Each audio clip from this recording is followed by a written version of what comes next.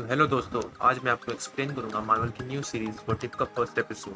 क्योंकि ज़्यादातर लोग ये देख नहीं पाए थे क्योंकि ये सिर्फ प्रीमियम यूजर्स के लिए थी और हिंदी डब भी नहीं। तो आइए स्टार्ट करते हैं। तो ये स्टोरी स्टार्ट होती है वॉट्सएप कन्वर्सेशन के साथ, जहाँ वो कहता है कि टाइम, स्पेस और रियलिटी में एंडलेस पॉसिबिलिटीज़ हैं। मतलब जो जो अभी तक हम देखते आए थे कि सेकंड टाइम सिर्फ एक ही है, पर ऐसा नहीं होता। उसमें बहुत सारी पॉसिबिलिटीज़ होती हैं और ये सिर्फ एक चॉइस की वजह से होती है। पहला सीन बिल्कुल सेम स्टार्ट होता है captain America first Avenger movie जैसा, जहाँ में देखने को मिलता है कि स्टीव रोजर्स को चुना गया है सुपर सोल्जर में ट्रांसफॉर्म करने के लिए। बिल्कुल सेम वही प्रोसेस चल रहा होता है, पर जब वो प्रोसेस स्टार्ट होने वाला होता है तब यहाँ पे हाइड्रा का एजेंट आके तबाही मचा देता है और फायरिंग शुरू हो जाती है और इसी बीच स्टीव रॉजर्स इंजर्ड हो जाता है।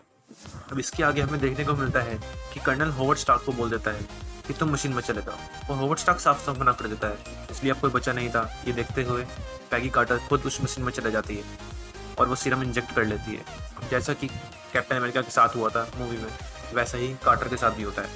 वो भी बहुत स्ट्रॉन्ग और काफ़ी मस्कुलर बन जाती है और वो एक सुपर सोल्जर बन जाती है। अब ये सब देख के हॉवर्ड स्टार्क और स्टीव तो काफ़ी खुश होते हैं, पर कर्नल गुस्से में हो जाता है। वो बोलता है कि लड़की कभी सुपर सोल्जर नहीं बन सकती, इससे अच्छा तो तुम अपना खून किसी और को देगी, किसी और को सुपर सोल्जर बना दो। ये सुन के पैगी कार्टर काफ़ी निराश होती है और वो बोलती है मैं अपने आप को काबिल प्रूफ करके दिखाऊंगी। इसके आगे हम देखते हैं कि पैगी कार्टर काफ़ी गुस्से में होती है। वो अपना गुस्सा पंचिंग बैग पर वेट्स इधर उधर उठा के फेंक रही होती है। तभी वहाँ पे स्टीव आता है और अब वो रिकवर हो चुका है और वो कैप्टन कार्टर को आखिरी दिलासा देता है कि तुम भी अब हमारी सुपर हीरो हो। अब इसके आगे हम देखते हैं कि हॉवर्ड स्टार्क और कर्नल टेसरेक्ट के बारे में बात कर रहे होते हैं कि उसे वापस कैसे लाया जाए। इसी बीच कार्टर आके बोलती है मैं उसे वापस लेके आऊँगी। ये सुनकर कर्नल साफ साफ मना कर देता है और ये सुनकर कार्टर काफ़ी नाराज़ हो जाती है और बाहर आके बैठ जाती है। उसके पास ही हॉवर्ड स्टार्क आके भी बैठता है और अब उसे वो उसका सूट और उसकी शील्ड दे देता है। ये देखकर कैप्टन कार्टर काफ़ी खुश होती है। वो डिसाइड करती है कि वो अकेले जाके अटैक करेगी। अब वो जाकर हाइड्रा के बेस पर अटैक करती है और जितने भी सारे वहाँ पे हाइड्रा की आर्मी और नार्जिस आर्मी थी सबको ख़त्म कर देती है और वहाँ से टेसरेक्ट ले आती है। अब वो टेसरेक्ट ला के कर्नल को देती है। कर्नल बोलता है ये तुम्हारी ड्यूटी नहीं है, तुम एजेंट हो। तो वो बोलती है तुम अच्छा होगा तो मुझे प्रमोट कर दो। अब इसके आगे टेसरेक्ट हॉवर्ड स्टार्क के पास रहता है और वो अपना एक्सपेरिमेंट शुरू कर देता है, एक सूट बनाना शुरू कर देता है। इसके आगे हम देखते हैं कि स्टीव और कार्टर डिस्कस कर रहे होते हैं कि बकी और इसकी यूनिट को वापस हाइड्रा की बेस से कैसे लाया जाए। अब इसके आगे हम देखते हैं कि कार्टर कैसे अकेले हाइड्रा के बेस पर जाके अटैक करती है और धीरे धीरे करके सारे आर्मी और नार्जिस आर्मी को खत्म करने लग जाती है। फिर वो बकी और उसकी आर्मी के पास पहुँचती है और उनको वहाँ से बचा लेती है। फिर वो लोग भी उनकी आर्मी पर अटैक करने लग जाते हैं। फिर आगे हम देखते हैं कि नार्जिस की आर्मी और हाइड्रा की आर्मी बढ़ते जा रही है। ये देखते हुए कार्टर मदद मांगती है, एयर सपोर्ट मदद मांगती है। तो उस टाइम हम देखते हैं स्टीव रॉजर्स वहाँ पे अपने नए सूट में लैंड होता है। ये वो सूट है जो हॉवर्ड स्टार्क ने बनाया, यानी कि हाइड्रा स्टॉम्पर इसको नाम दिया गया है। और वो फिर वो दोनों मिलकर कैप्टन कार्टर और हाइड्रा स्टॉम्पर उन आर्मी को ख़त्म कर देते हैं और वो वॉर जीत जाते हैं। ऐसे ही आगे हम देखते हैं कि कैप्टन कार्टर और हाइड्रा स्टॉम्पर धीरे धीरे करके सारी हाइड्रा की आर्मी और नार्जिस को खत्म करने लग जाते हैं। ये देखकर हाइड्रा के एजेंट बहुत टेंशन में आ जाते हैं और रेड स्कल पे गुस्सा करने लग जाते हैं। फिर हम देखते हैं कि रेड स्कल अपनी असली रूप में आ जाता है, यानी स्केलेटन के रूप में।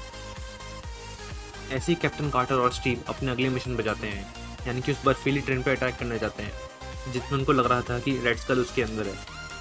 तो वो उस पर ट्रेन पर अटैक कर ही रहे होते हैं कि स्टीव उस ट्रेन के अंदर जाता है और उसको दिख जाता है कि वहाँ पे बॉम्ब्स हैं, कोई और कोई नहीं है। ऐसे ही वो सबको बता देता है कि यहाँ पे बॉम्ब है, तुम सब चले जाओ।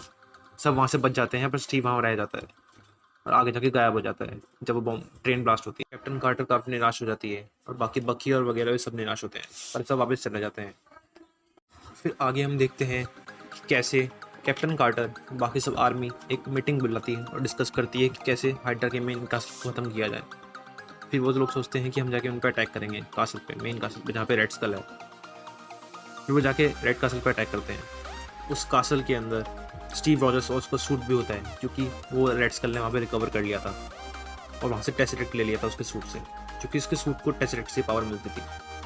तब रेड स्कल वो टेसरेक्ट से एक नया एक्सपेरिमेंट कर रहा होता है और एक दूसरी दुनिया से एक नया मॉन्स्टर बुला रहा होता है इन सबको हराने के लिए। तो बकी सेकंड फ्लोर पर जाता है जहाँ पे उसको स्टीव मिलता है और स्टीव बोलता है मुझे मेरे सूट में वापस भेज दो, जिससे वो एक जनरेटर से उसको चार्ज कर देते हैं उसके सूट को, जिससे कि आज के लिए लड़ाई हो जाए पूरी। और इसी बीच रेड स्कल वहाँ पे अपने टेसरेक्ट से मॉन्स्टर बुला लेता है जो बहुत बड़े ऑक्टोपस जैसे दिखता है। जैसे ही वो मॉन्स्टर बाहर निकलता है, पर सबसे पहले वो रेड स्कल को ही मार देता है और वहाँ पे वो आगे बढ़ जाता है। तो इसके आगे हम देखते हैं कैप्टन कार्टर और उसकी आर्मी वहाँ पहुँचती है जहाँ पे वो मॉन्स्टर होता है और वो मॉन्स्टर से लड़ने लग जाते हैं। हॉवर्ड स्टार्क जाके उसी मशीन को संभालता है जहाँ से वो मॉन्स्टर आया था। फिर वो मशीन मॉन्स्टर को सक करने लग जाती है, पर वो अपने टेंटिकल से कैप्टन कार्टर को पकड़ लेता है, जिससे कैप्टन कार्टर भी उस मशीन के अंदर जाने लग जाती है। तब स्टीव आके उस मॉन्स्टर से कैप्टन कार्टर को छुड़ा लेता है, पर फिर स्टीव की सूट की बैटरी भी लो हो जाती है और कैप्टन कार्टर सोचती है वो उस मॉन्स्टर को मशीन के अंदर डाल के आएगी। पर तब टेंटिकल से वापस से कैप्टन कार्टर को पकड़ लेता है, पर इस बार कैप्टन कार्टर भी उस मशीन के अंदर चले जाती है मॉन्स्टर के साथ। ये देखकर स्टीव काफ़ी निराश होता है, पर एक बात हुई, वो वॉर जीत गए।